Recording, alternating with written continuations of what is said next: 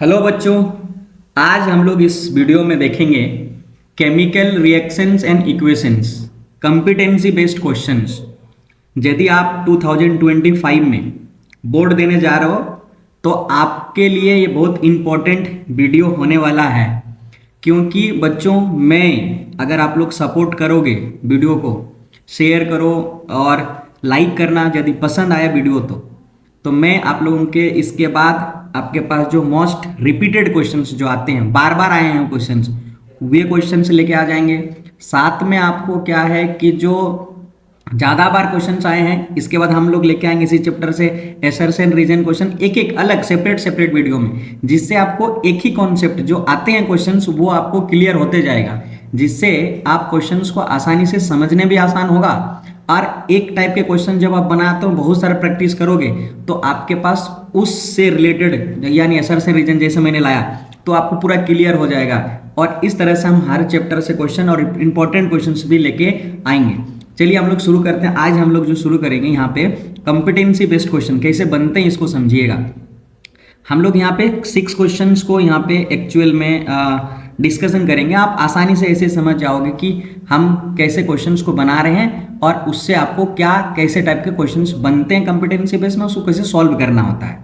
चलिए हम question number 5 से शुरू करते हैं, ठीक है। उसके बाद आप 6 करेंगे। हम आपको इसीलिए करना चाह रहे हैं आप क्वेश्चन नंबर 5 थोड़ा सा लॉजिकल बात जो आपको हम समझाना चाहेंगे उसको आपको समझ पाइएगा। देखिए क्वेश्चन में ये बताया गया है कि बोला गया एक एक्सपेरिमेंट किया गया है ना, एक एक्सपेरिमेंटल अरेंजमेंट किया गया है, फॉर्मेशन ऑफ ए गैस, एक गैस बना as shown in the figure, यहाँ पे दिखाया गया।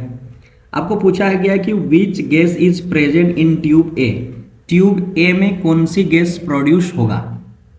इसके 4 ऑप्शंस है, हम आपको ऑप्शंस भी दिखाएंगे। पहले आप इस फिगर को समझिए।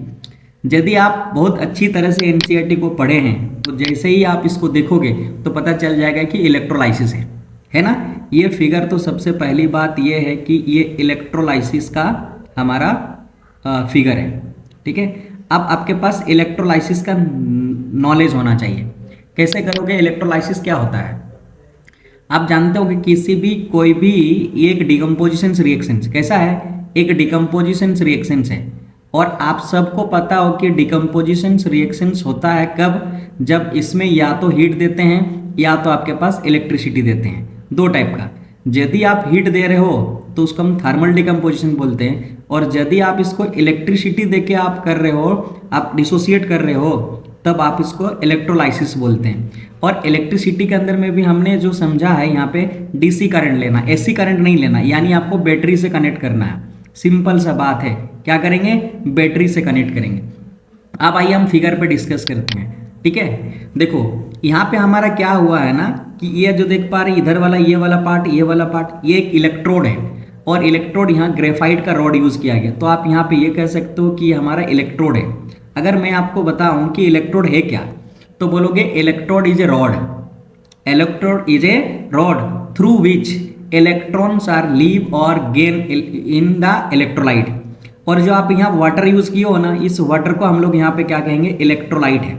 इसका मतलब यहाँ पे वाटर एक इलेक्ट्रोलाइट के फॉर्म में हम लोग यूज कर रहे हैं, ओके।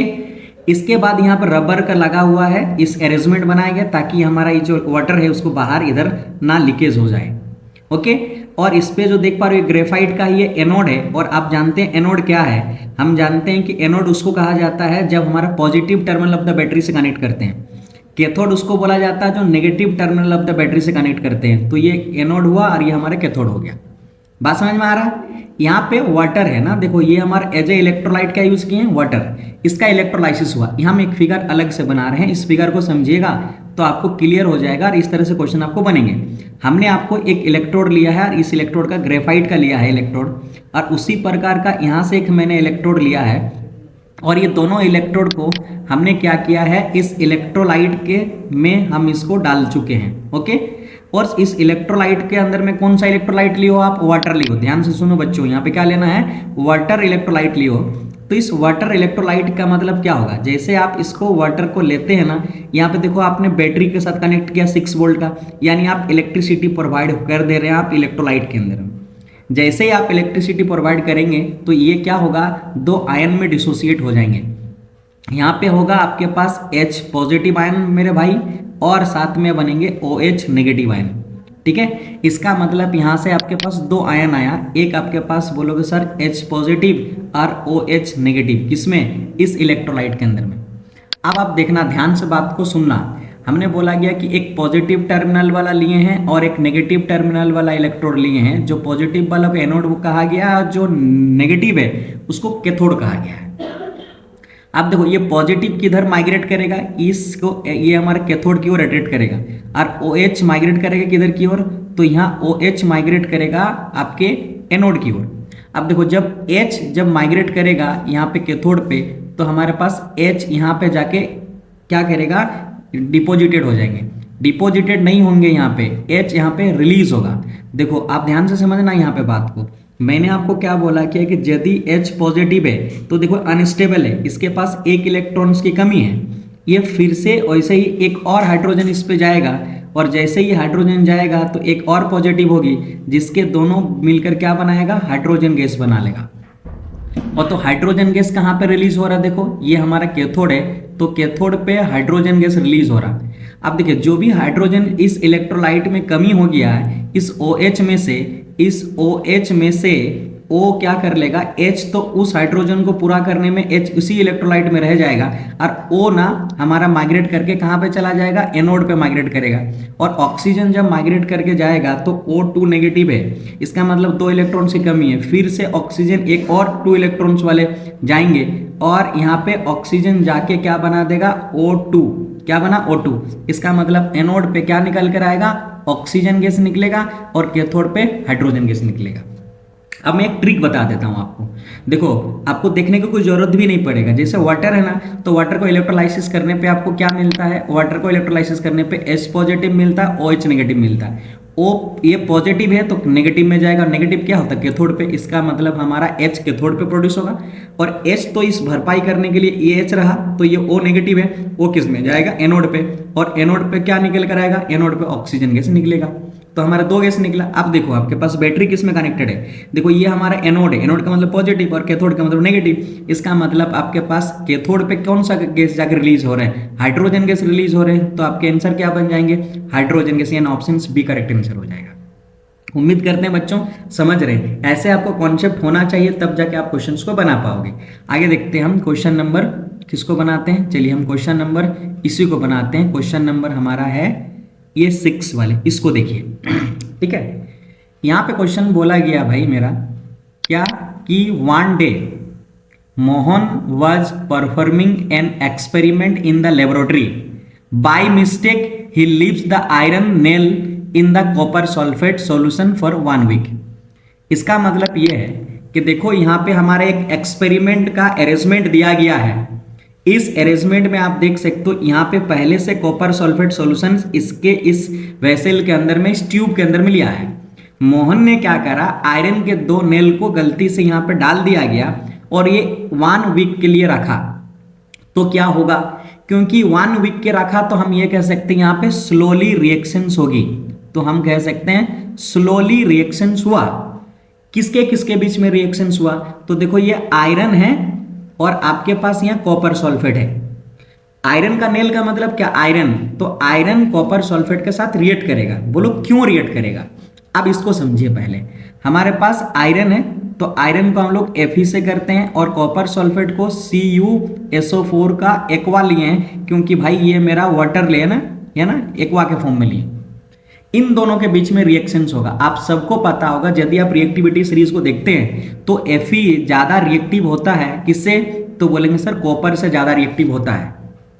ये आपको क्लियर हो जाता है रिएक्टिविटी सीरीज से। इसका मतलब Fe क्या करेगा, यहाँ पे डिस्प्लेस कर देगा मेरे भाई, Fe डिस्प्लेस कर देगा कॉपर को, और कॉपर जब डिस्प्लेस हो जाएगा तो आपके पास यहाँ पे Fe ना SO4 के साथ बना लेगा FeSO4, यानी फेरस सल्फेट बनाएगा, और ये कॉपर बाहर निकल जाएगा। कॉपर बाहर निकल जाएगा क्योंकि कॉपर लेस रिएक्टिव है। एक चीज आपको यहाँ पे गौर करने वाली बात यह है, कॉपर सल्फेट का कलर जो होता है ना, वो ब्लू रंग का होता है। ठीक है, क्या रंग का होता है, ब्लू रंग का होता है। और जो आयरन होता है ना एक्चुअल में ये हमारा ग्रीन कलर का होता है। देखो ये कलर का खेल है। मैं आपको एक ट्रिक दे देता हूं, इस ट्रिक को यदि आप याद रखोगे तो आपको कोई भी क्वेश्चन कलर वाले आपको मिस नहीं होंगे। देखिए ट्रिक को देखिए और आप लिखिए, नोट्स बनाइए। आपको याद रखिए कि एक स्टेटमेंट दे रहा हूं मैं, एक्सेप्ट आयरन एंड आप क्या बोलोगे, copper, all metals are colourless. क्या कहना है, कलरलेस होता है। तो फिर कॉपर और आयरन को छोड़कर सभी कलरलेस होता है। तो कॉपर और आयरन कैसे होता है, तो याद रखना कॉपर जो होता है वो ब्लू रंग का होता है और आयरन जो होता है ना वो ग्रीन कलर का होता है। ठीक है, तो आप यहाँ पे देखो ये जो आपके पास कॉपर सल्फेट है, ये कॉपर सल्फेट ब्लू रंग का हुआ due to presence of a copper ion. तो कोई भी कंपाउंड कलर जो देता है उसमें मेटल के आयन के वजह से देता है। तो ये कॉपर के आयन के वजह से कॉपर सल्फेट में कलर ब्लू कलर का है।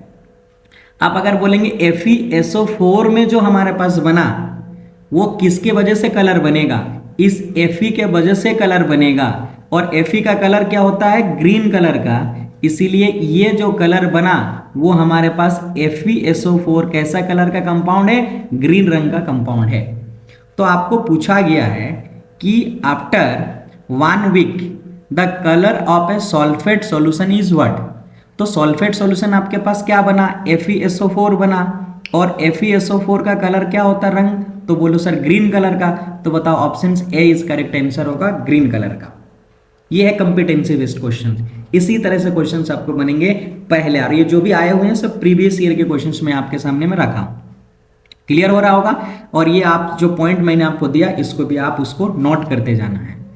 नेक्स्ट क्वेश्चन, ये क्वेश्चन तो हम लोगों ने कर लिया। आइए हम करते हैं सोडियम सल्फेट और barium chloride mix together as shown in the figure. यहाँ पे देखो पहले से test tube containing solution of a barium chloride. तो आप क्या लिखो, पहले बेरियम क्लोराइड को लिखो तो Ba और Cl2, क्योंकि याद रखो कि Ba के पास 2 पॉजिटिव चार्जेस होती है। Ba बेरियम बोला जाता है, इसका आयन 2 पॉजिटिव चार्ज होता है। जो मैं बात बोल रहा हूं उसको आप करो, क्वेश्चंस आराम से बन जाएंगे। दूसरा, a test tube containing solution of a sodium sulphate ले लो। और सोडियम सल्फेट को कैसे लिखोगे भाई मेरा, सोडियम सल्फेट तो Na2SO4 इन दोनों को मिक्स्ड करवाया गया। इसका मतलब इन दोनों के बीच में रिएक्शंस हुई। रिएक्शन के बाद आप अगर देखोगे तो बोलेगे क्या इसके रिएक्शंस के बाद कैसा बना है। तो यहाँ पे आप देखो बेरियम और Na में Na ज़्यादा रिएक्टिव है BA से, तो हमारा Na Ba को रिप्लेस कर देगा बेरियम क्लोराइड से, और Ba Na के जगह आके क्या करेगा, रिप्लेस होंगे। इस तरह से ये double displacement reaction takes place between barium chloride and sodium sulphate. And ये जो प्रोडक्ट बनेगा तो आपके पास जो बनेगा Na जाएगा Cl के साथ, तो आपका बन जाएगा NaCl। और आपके साथ बोला कि बेरियम सल्फेट बन जाएगा BaSO4, तो आप देखो BaSO4 बना। मैंने आपको अभी ट्रिक्स बताया कि बोला कि आयरन और कॉपर को छोड़कर बाकी सारे मेटल्स के आयन किसी कंपाउंड में प्रेजेंट होते हैं तो व्हाइट कलर का देते हैं। आपको पूछा गया which of the colour substance is form in the test tube, तो बताओ BaSO4 बनेगा और NaCl, और NaCl तो salt, normal salt white colour का। BaSO4 तो Ba क्या कॉपर और आयरन को है, नहीं है। कॉपर आयरन को छोड़कर सारे मेटल्स का आयन कलरलेस होता है, तो कलरलेस का मतलब यहाँ पे कैसा होगा, व्हाइट कलर का बनेगा। एक चीज याद रखिएगा, ये PPT है, PPT का मतलब प्रिसिपिटेट है, तो व्हाइट कलर का प्रिसिपिटेट का सल्फेट बनेगा। यहाँ पे कलर क्या हो जाएंगे, तो आपके पास ऑप्शन ए हो जाएंगे व्हाइट कलर का। तो क्वेश्चन 4 भी हम लोगों ने सॉल्व करा। अब आइए क्वेश्चन नंबर हम लोगों ने 3 सॉल्व करते हैं। तो हम यहाँ पे क्वेश्चन नंबर 3 में ये कहा गया है a small amount of a copper powder है, ये पाउडर है एक्चुअल में, ठीक है, is heated as shown in the figure. याद रखिएगा कि कॉपर को यदि आप हीट करते हैं कॉपर के पाउडर को यदि आप हीट करते हैं तो यहाँ पे कौन सा कलर देगा ये पूछा, या कौन सा रिएक्शंस होगा। तो याद रखिएगा, कॉपर पाउडर को यदि आप हीट कर रहे हो तो क्या बनेगा, ये क्वेश्चंस पूछा गया है। ठीक है, हीटेड किया गया है, तो आप बताइए यहाँ पे क्या बनेगा। ठीक है, व्हाट हैपेंड जब कॉपर पाउडर को हीट कराएंगे तो हमारे पास क्या बनेगा, ये आपको पूछा गया है। तो देखो, हम आपको बता रहे हैं कि कॉपर पाउडर का मतलब कॉपर है, और इसको हीट कराने का मतलब भाई मेरा ऑक्सीजन के साथ रिएक्ट करना। यदि कभी भी बोले बर्निंग बोले, जैसे मैंने बोला कि आपको बर्निंग बोल रहा है, तो बर्निंग का मतलब भी होता है ऑक्सीजन के साथ रिएक्ट करना। कभी कभी आपको बोलेगा कि कंब्यूशंस का, तो कंब्यूशंस का स्टेटमेंट का ही मतलब है ऑक्सीजन के साथ रिएक्ट कराना। कभी कभी आपको हीटेड बोला गया, इसका मतलब ऑक्सीजन के साथ रिएक्ट कराना। तीनों बात बराबर का है। तो यहाँ पे कॉपर ऑक्सीजन के साथ रिएक्ट करके हमारे पास कॉपर ऑक्साइड का बनाएगा, यहाँ पे कॉपर ऑक्साइड बनाएगा। और कॉपर ऑक्साइड जब बनेगा तो इसको आप बैलेंस भी कर सकते हो। कॉपर के पास Cu है और O2, तो हमारे पास यहाँ पे क्या बनेगा, 2 लगा देंगे तो ये बन गया, कॉपर को लगाएंगे यहाँ, तो 2Cu + O2 2Cu बनेगा। अब आपके पास कहाँ ऑप्शंस बन रहे हैं ये देखो। ठीक है, यदि आप बोल रहे हो सर क्या ऑप्शंस ए करेक्ट है, तो देखो यहाँ कॉपर को ऑक्सीजन के साथ रिएक्ट कराओगे तो कॉपर ऑक्साइड बना। क्या बना हमारा, कॉपर ऑक्साइड बना। दूसरा देखो, कॉपर ऑक्साइड हाइड्रोजन के साथ, ये तो हमारा नहीं बना। देखो कॉपर + ऑक्सीजन 2Cu, लेकिन ये हमारा बैलेंस नहीं है, ये हमारा बैलेंस है। दोनों रिएक्शन सेम ही है, ए और सी, ये तो बन ही नहीं रहे हैं। तो आप इसमें से कौन सा करेक्ट करोगे, तो बोलोगे सर ये बैलेंस है, ये अनबैलेंस है। देखो यहाँ पे कॉपर 1 है, कॉपर यहाँ पे 2 है, ऑक्सीजन 2 है, राइट साइड में ऑक्सीजन यहाँ 2 है। कॉपर अनबैलेंस होने की वजह से ऑप्शन सी करेक्ट हो जाए। देखो कितना आपको क्लोज रखा गया आंसर को, तो ऑप्शन ए करेक्ट आंसर होगा। ये भी आपको ध्यान में रखना, गलती से आप नहीं मार के आ जाओगे sir copper + oxygen copper oxide, ये सब भी। इसीलिए मैंने इतना क्लोजली आपके पास जो क्वेश्चंस को बारीकी से समझा और आपके पास लेके आया हूं। नेक्स्ट क्वेश्चन जो हमारे पास है, ये शायद आप देखे होंगे एनसीईआरटी में, सीधा सा क्वेश्चन है। बोलता है कि silver chloride place under the sunlight, तो सिल्वर क्लोराइड लिखो, तो सिल्वर क्लोराइड AgCl। ठीक है, इसको जब आप हीट करोगे यानी सनलाइट के प्रेजेंट में, तो ये जो सनलाइट के प्रेजेंट में होता है तो हमारे पास एक्चुअल में Ag और Cl2 निकल जाता है।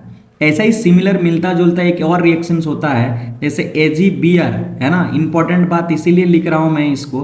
तो यहाँ पर भी यदि आप इसको सनलाइट देते हैं तो आपके पास क्या बन जाएगा, Ag प्लस यहाँ पे Br2। ये जो Br2 और Cl2 Ag बना, ये कलर जो व्हाइट कलर का था, इधर जब आएगा ना तो सिल्वर एक्चुअल में क्या होता है, ग्रे कलर का हो जाता है। ये याद रखिएगा, सिल्वर ऐसे ही ग्रे कलर का ही होता है, ग्रे कलर का बन जाए। तो यानी सिल्वर कैसे कलर का बनेगा, सिल्वर ग्रे कलर का बन जाएगा। ऑप्शन सी करेक्ट आंसर हो जाएगा। बात समझ में आ रहा है। इसका एक बड़ा इंपॉर्टेंट और पूछता है, इसका यूजेस पूछता है। आप देखना, अब जो मैं बात बोल रहा हूँ वही सब क्वेश्चन आपको प्रीवियस ईयर में देखने को मिलेगा। मैं बहुत सारा स्टडी करके आपके पास लेके आया हूँ क्वेश्चंस को, ताकि आपका बेनिफिशियल्स हो और क्वेश्चन ऐसे बने। तो ये जो कॉपर सल्फेट लिए हैं, सॉरी यूजेज जो है ना, इसका एक ब्लैक एंड व्हाइट में, ठीक है, ब्लैक एंड व्हाइट फोटोग्राफी में इसका इस्तेमाल करते हैं। ब्लैक एंड व्हाइट फोटोग्राफी में इसका इस्तेमाल करते हैं। ठीक है, ब्लैक एंड व्हाइट फोटोग्राफी में यूज करते हैं इन दोनों रिएक्शंस का। बात समझ में आ गया है। चलिए क्वेश्चन नंबर 1 है, और क्वेश्चन नंबर 1 में क्या कहा गया है कि Sunita takes about 2 gram of a ferrous sulphate crystals in a dry boiling tube and heated boiling tube over a flame to burner और split lamp as on the figure. जैसे यहाँ दिया गया है, यहाँ पे दिया फेरस सल्फेट का क्रिस्टल। ठीक है, क्रिस्टल जब भी मिले मतलब वाटर मिला हुआ, और फेरस सल्फेट के पास पता है FeSO4 के पास 7H2O वाटर होता है, 7H2O वाटर होता है।